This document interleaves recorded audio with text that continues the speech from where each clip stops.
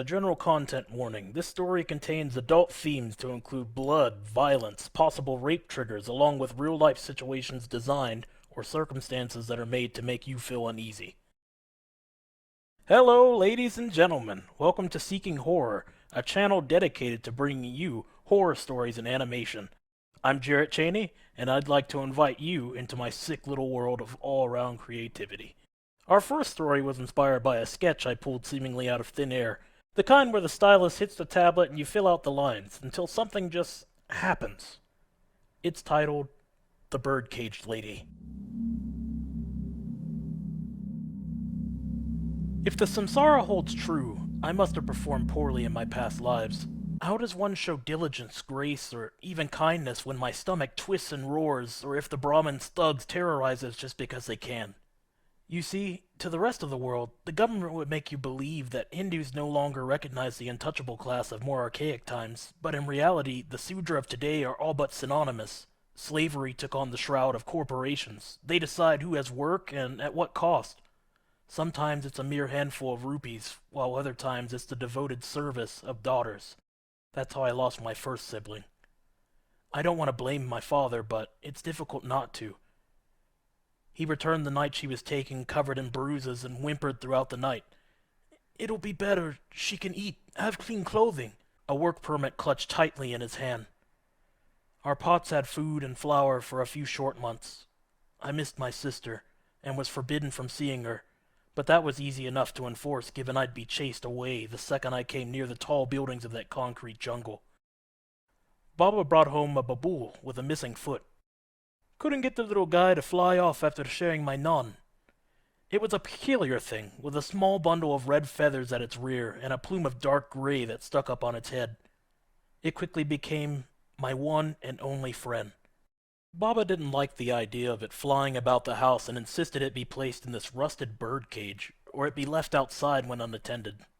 Mata told me stories of old, ones where we all share a piece of a greater soul.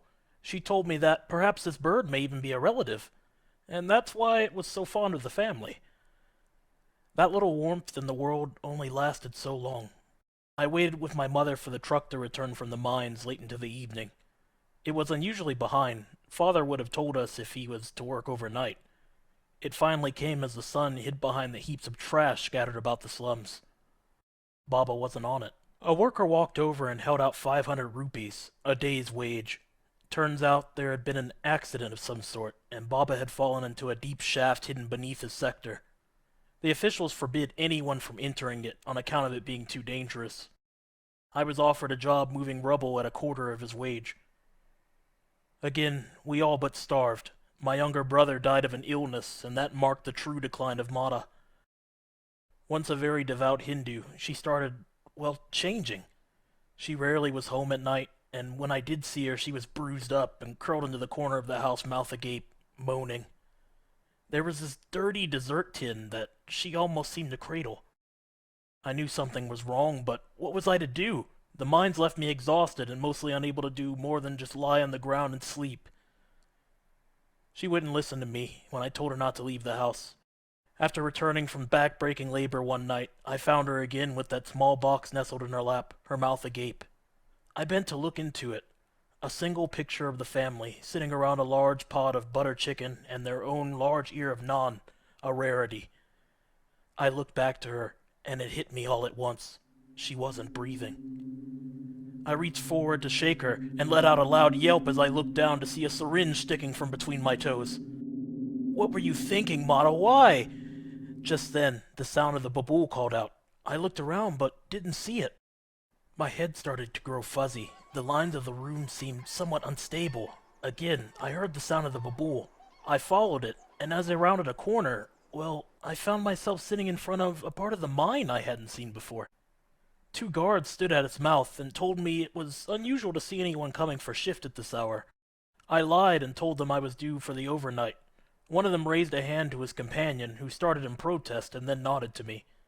I continued, following the ever-frantic sounds of the babool. After reaching a pile of rubble that ended the path, I saw a pit of abyss that seemed to continue into everlasting darkness. The babool stopped its cries, and a pair of arms wrapped around my waist and threw me backward into the jagged floor. A heavy weight pressed onto my back. I told you, up to trouble. Now then, how should we punish the filthy thing? I let out a partial yell before a large hand covered my mouth, and I heard the sounds of my clothes beginning to tear. A rope tightened around my legs. Or maybe you'd just like to end up in this pit for trespassing, huh? The lights began to flicker above me, and this terrible sound of something metallic being dragged along the ground was deafening. It would stop a moment, and then the lights would flicker again and trigger the sound once more. The man on my back quickly stood and raised his rifle towards the end of the shaft. There was someone coming, or rather, something.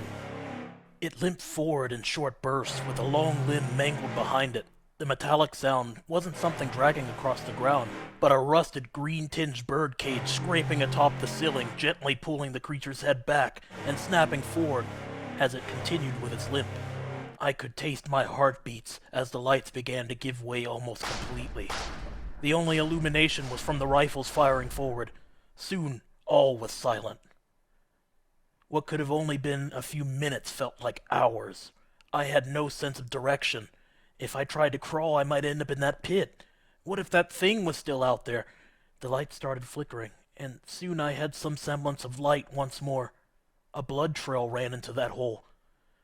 I started hearing the sounds of the babool again, and then felt a tug on my right foot. There was a small binding noose around it, and the other end trailed off into the pit. My fingers began to bleed as I desperately clawed against being pulled to my end. No! I fought, but could not find purchase. The babool still called, and I was pulled to the very edge, and suddenly, I no longer felt the pull. Scrambling away, I quickly went to unbind myself. The rope went taut once more, but my foot was already loose, and the rope shot forward into the hole. Panting for breath, I stood and began towards leaving when the babool began growing frantic once more. The lights flashed, and my bladder released. I was now arm's reach from the bird-caged creature. I was too frightened to scream as it raised its long, gnarled finger to my lip and held out the rope with its other hand. It gently rested it into my palm and furled its hand over mine, making a pull. When I finally willed myself to look up to the creature's face, I realized why it seemed somewhat familiar. It was my sister, or had great resemblance somehow. At that moment, she disappeared, and I looked back to the hole. The rope taut in my hand. I still felt the grasp of her helping me. Once I reached its end, I was greeted by a skeleton holding a photo and a large chunk of jeweled ore. The photo was of my mother, long before any of us were born. After a traveling merchant helped me sell the ore at a 20% cut, I had mother and father properly cremated and given to the river. I found out 10 long years later the truth of my sister, who was beaten and abused regularly before being dumped into that mine. Baba was murdered for his daughter's poor performance in gratifying the pigs that rule over their lives, and subsequently was thrown into that very same hole. I made a promise to have her body returned, but unfortunately never received the chance. Supposedly, word had gotten out about the jeweled ore, and naturally excavations went to work. Most ended up dead, and ultimately officials ordered it sealed with explosives regardless of what treasures may lurk in its depths. I moved to America and started a wonderful family. When my son cries in fear of birds, I remind him that they will look after us.